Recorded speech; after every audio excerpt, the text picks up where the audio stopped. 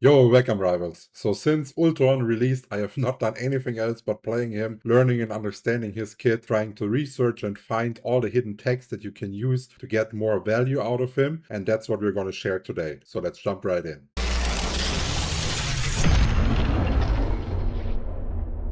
Let's start with the pros and cons of Ultron, as the newly introduced first flying strategist to the game. And the fact that he is a flyer makes him the best support pick versus dive at the moment. Alongside, he has unlimited range with only a small fall of damage, so you can poke on long distances. And finally, his ultimate is the best support counter ultimate, but more about this later. Now let's switch over to his dark sides. Because for his support, he does have quite low single target heal, and it's hard to protect teammates versus burst. He also requires to be played with Iron Man for the team up, or he is losing like half of his potential. Overall, to be good at Ultron, you need to master his cooldown management for his abilities, and then he becomes unstoppable. Since we already touched the topic of the abilities, let's go over all of them, and the hidden mechanics you can use to squeeze out more damage and healing. His left click ability is a ray, which requires you to be tracking the target during its duration and hopefully landing on their head when the animation finishes with a high damage burst. If you are not familiar with how tracking characters are played,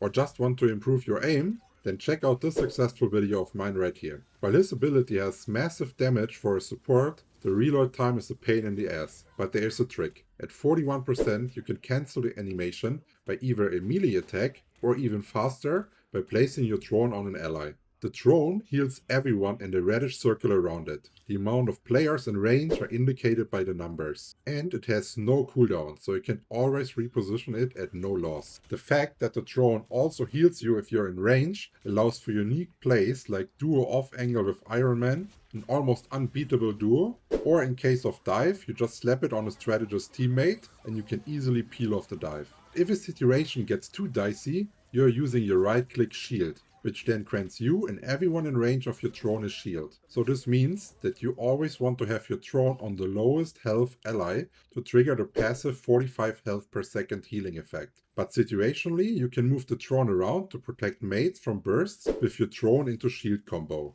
You do have to be careful here, cause your ray might have unlimited range, but your drone automatically packs in if you go more than 30 meters out of range. Another thing you should be careful about is that if you put the drone on airborne heroes, the area of effect decreases the higher they go. Now let's go over the shift ability Dash, which as the name says boosts you fast into one direction and shields yourself with 50 health. Afterwards you have increased movement speed for 8 seconds, so it's basically your oh shit button to reposition properly in the fights. So hold on to it as much as you can when you are under pressure, and only use it offensively when you add an advantage and want to capitalize. Managing this 8-second cooldown after wear off is crucial to becoming a good Ultron player. Especially when it comes to ultimate usage, you want to make sure to have your dash ready, as you can use it simultaneously. So what does a perfect ultimate usage look like with Ultron? Well, we have two different approaches. Let's go over the offensive one first. You start using your ultimate and cover from an off angle and try to take out the enemy's supports with the pretty significant damage output of his ultimate. Or option 2,